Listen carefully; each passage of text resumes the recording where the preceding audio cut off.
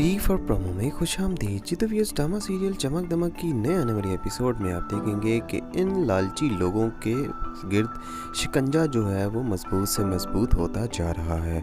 हुमायूं इस बात पर तुला हुआ है कि वो इनसे अपना घर खाली करवाएगा और दूसरी तरफ काशान ये चाह रहा है कि इनको बिठाकर बातचीत की जाए, क्योंकि वो नहीं चाहता कि ज़ूबिया का फिर से घर जो है वो बर्बाद हो जाए।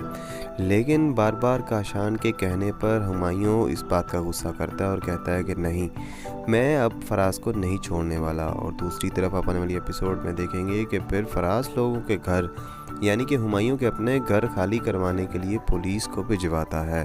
और पुलिस आती है तो आगे हुमायूं होता और उसके साथ रामीन होती है। वो रामीन को कहते हैं कि अपने घर का सामान उठाओ और यहाँ से चलती बनो।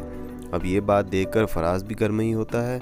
अब इतने में रामीन की और हुमायूं की बातचीत उसी के घर में खड़े होकर हो रही होती है कि ऊपर से फराज साहब तशरीफ़ ले आते हैं। तो फराज हुमायूं को और दूसरी तरफ रामीन को देखकर गुस्सा हो जाता है। और दूसरी तरफ आप आने वाली एपिसोड में देखेंगे कि रामीन ने तो पहले ही कहा था फराज को कि तुम मुझे अभी के अभी डाइवोर्स दो, मुझे तुम्हारे साथ नहीं रहना, मुझे तुम्हारे साथ कागज़ी रिश्ता भी नहीं रखना। और उधर से ज़ूबिया ने भी यही फराज को कहा है कि मैं आपको छोड़ दूंगी अगर आपने रामीन को डाइवोर्स ना दी। अब फराज की तो समझे कि चल निकली है, उसे तो बस ज़ूबिया को खुश करना है, रामीन की खैर है। और रामीन ने भी सोच समझ कर इससे डाइवोर्स का मुतालबा किया है।